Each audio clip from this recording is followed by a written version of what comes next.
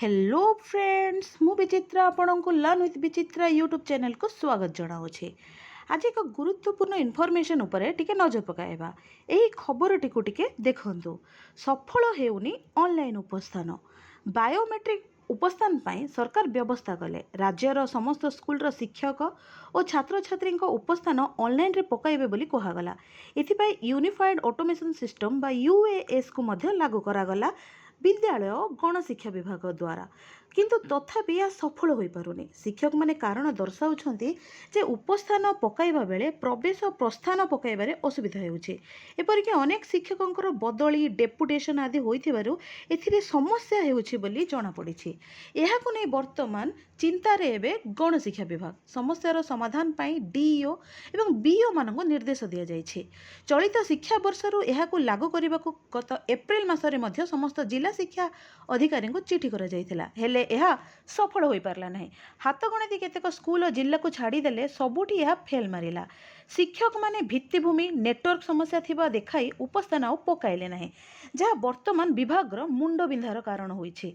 एने आज समस्त डीईओ बीईओ माननकु चिठी करिछि ओडिशा विद्यालय शिक्षा कार्यक्रम प्राधिकरण बा ओसेवा। तो सांग माने वर्तमान एही लेटरटी उपरे टिके नजर पकाई दियंतु।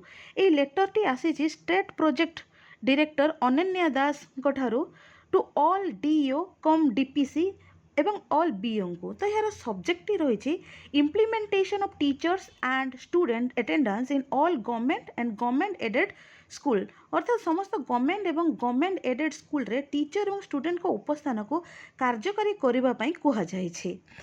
एठी लिखा जायछि, madam sir, I am directed to inform you that as per kind order of the Commissioner cum Secretary to Government S&ME Department, all government and government aided schools need to submit teachers and student attendance data in Unified Automation System by UAS every day positively. The attendance data of the state shared with Rashtriya Vidya Samiksha Kendra every day.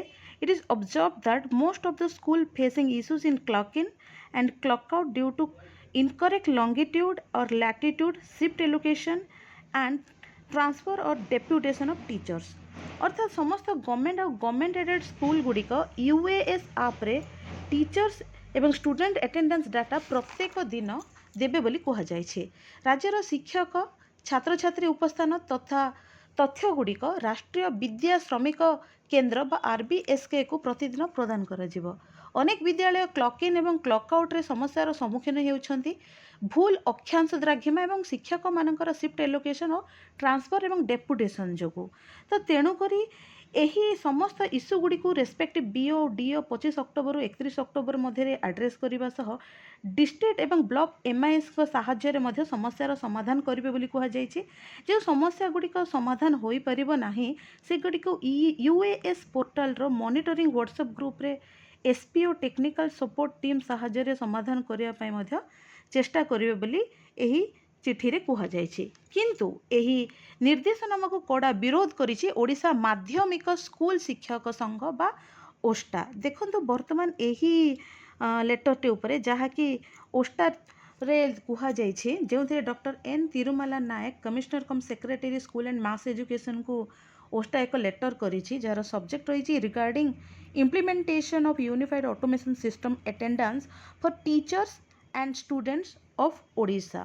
तो ये कहुଯାଇଛି जे यह एक उत्तम कार्यक्रम आम शिक्षा व्यवस्था पाई, किंतु आम राज्यर अधिकांश विद्यालय रे कंप्यूटर व्यवस्था नहीं, जहाँकि यह कार्यक्रम पाई अत्यंत आवश्यक अटे। पाखापाखि 3000 विद्यालय रे विद्युत व्यवस्था नहीं एवं इंटरनेट काम करूनी। विच्छिन्नांचल गुड़िक इंटरनेट्र उपलब्धि नथिबारु शिक्षक मानक 2-3 किलोमीटर जाइकी सैम्स पोर्टाल रो विभिन्न गवर्नमेंट काम करने को पड़ुछि। विद्यालय रे सफिशिएंट टीचर नहांती एवं अधिकांश पोस्ट मध्य भैकेंट पड़ी। तो अधिकांश विद्यालय रे उपयुक्त भित्तिभूमि नहीं एवं केतेक विद्यालय दैनंदिन एक्सपेंडिचर मेंटेन करिबारे मध्य असुविधार सम्मुखीन हेउछंती। तो तेणुकरी ओस्टा मध्य एक लेटर करिछि जहाँकि ओडिशा विद्यालय एवं गणशिक्षा विभाग को। तो एथिरो आमे जानि पारुछे जे यूएस पोर्टल पे समस्ते केते तत्पर अछंती। तो फ्रेंड्स एही लेटर रे बस एतिकी थिला। आज इनफॉरमेशन एतिकी थिला। आज वीडियो को एठी बंद करवा। देखा नेक्स्ट वीडियो रे। सेतिकी पर्यंत मते विदाय दियंतु। नमस्कार, जय जगन्नाथ।